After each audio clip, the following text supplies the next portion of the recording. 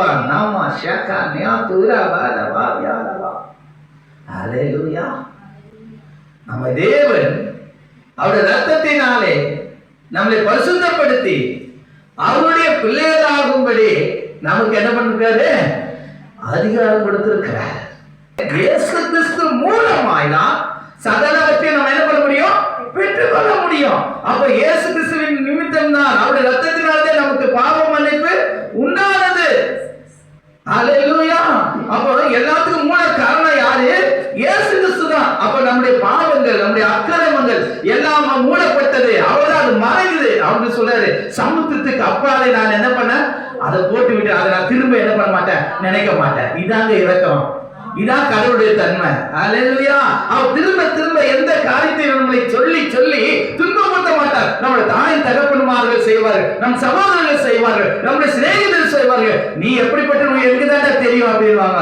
ஆனா ஆண்டவர் அப்படி சொல்றாரு, அது மட்டும் நினைக்க மாட்டேன், எல்லாவற்றையும் சமுத்திரத்துக்கு அப்பால போட்டேன். இதாங்க தேவன்.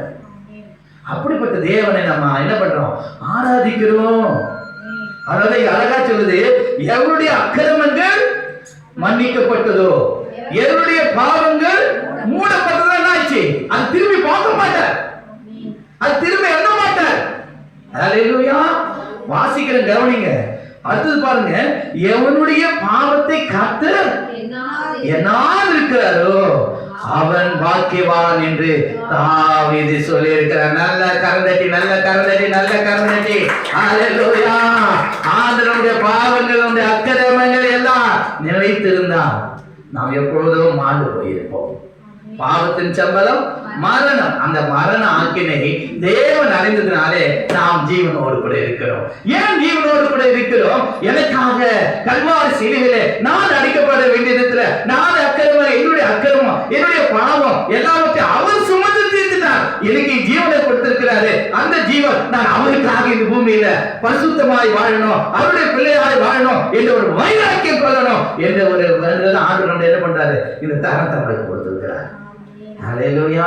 அப்ப பாருங்க, எவனுடைய பாவத்தை கர்த்தர் நாடுகிறாரோ அவன் பாக்கியவான். ஹல்லேலூயா.